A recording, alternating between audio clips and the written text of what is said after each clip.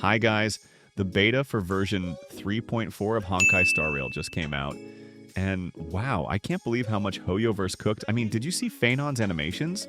That guy is literally a god, and every animation of his looks like an ultimate. Today, we have a lot to talk about, since we have all the information about the new characters, buffs to old characters, information about the upcoming banners, and more. So if you like Honkai Star Rail content and don't want to miss the latest news, don't forget to subscribe to the channel. Let's start by talking about Archer, a character we already knew would be Quantum Element from the Hunt Path, and whose gameplay would focus on skill points. His gameplay is based on two very important points. The first is having plenty of skill points to use his skill, since unlike the skills of other characters, Archer's skill won't end unless you run out of skill points. Use it more than 5 times or defeat all enemies. This ability hits like a truck thanks to its high multiplier, and also because its damage can stack twice, since as I said before, you can use the skill more than once. In the animation, you fire an arrow with your bow, but it's more like a nuclear bomb. The second important point is gaining charge points, because with these, Archer will do follow-up attacks when your allies attack. But don't worry, because you can get these charges with his ultimate technique, or thanks to one of his traces. Honestly, Archer's animations are amazing, especially his ultimate, which is the famous Unlimited Blade Works, and it looks a lot like the anime version. I can't wait to see this ultimate with voices, because it will be epic. Based on his kit, I think it's not a bad idea to consider that his best teammates will be characters that help you get more skill points, like Sparkle, so I guess she'll be one of his best companions. Now it's time for our beloved King of Knights, one of the most famous characters in anime history. Let's talk about Saber, a character we already knew would be Wind Element from the Destruction Path, and whose kit would be focused on you and your teammates using their ultimates many times. Saber's gameplay, while a bit more complex than Archer's, is not too hard to understand. Basically, the most important part of Saber's kit is divided into 2 parts. The first is getting something called Core Resonance, because thanks to this, Saber can increase her skill damage, regenerate energy, and in some cases even fully restore her energy. The other very important part of her kit centers around her allies' ultimates.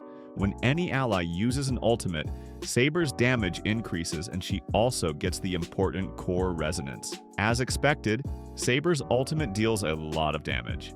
Thank God this game doesn't have PvP, because one hit from this ultimate could uninstall the game. Saber is one of my favorite characters in all of anime, and I really liked her animations. Her Excalibur is just like in the anime, and I'm very excited to see everything Hoyoverse has prepared for this collaboration besides the characters. But we're still missing one more character. A character we knew would be good and have good animations, but we didn't expect him to be literally a reincarnated god.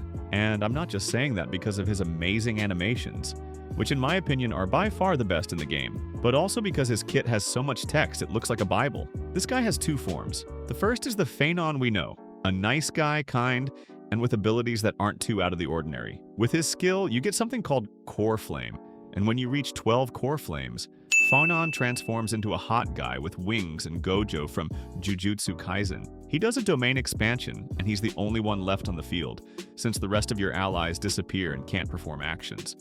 With this transformation, Phainon's animations reach a whole new level. This character will definitely be the best-selling one in history, until I'm sure of it. During this transformation, you get 8 extra turns.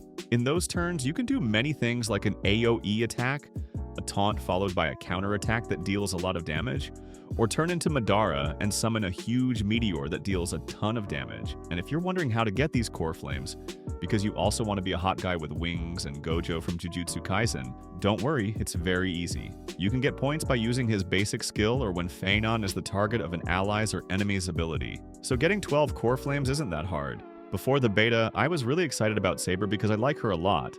But after seeing Phainon, I couldn't do anything but applaud and sacrifice a Saber Eidolon for Phainon's cone. After seeing those animations, he deserves it. And that would be everything regarding the new characters. What do you think? I think they're all insane. Thankfully, I have over 300 tickets saved up, so I'll be able to get everything I want without a problem. This next version is going to be the best version in Honkai Star Rail history. I'm sure of it. Now let's move on to the second most important thing, buffs to old characters. Let's remember we have buffs for characters like Silverwolf, who will now be much easier and more comfortable to play, since the implanted weakness now prioritizes the first character in the lineup, and its duration was also increased. Now, the implanted weakness will transfer to another enemy when the one with it dies. Her ultimate will now be AoE, and at the start of the battle and of each turn, she'll additionally regenerate energy. We also have small buffs for Blade. First, all his abilities now scale only with HP. With his skill, Blade's chance to be targeted by enemies increases, and he now regenerates 15 extra energy when using his talent Follow-Up Attack. Not bad, not bad. Let's remember Blade is now a standard banner character, so I guess they didn't want to give him too big of a buff. Our dear Kafka also receives some very interesting buffs. Her skill now activates dots on all enemies. Also, the number of activations of the follow-up attack increases to 2, and this follow-up can now trigger doties. And lastly, she can now increase the damage of doties inflicted by allies.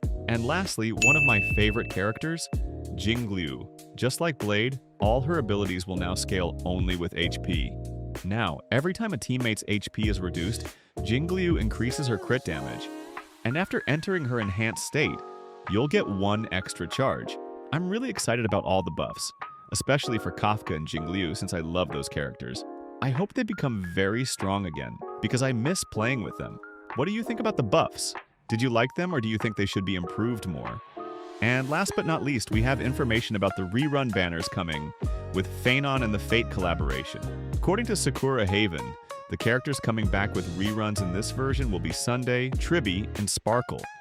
Something that honestly doesn't surprise me since Sunday and Tribby are the best teammates for Saber, and Sparkle is one of the best for Archer. And that would be all, folks.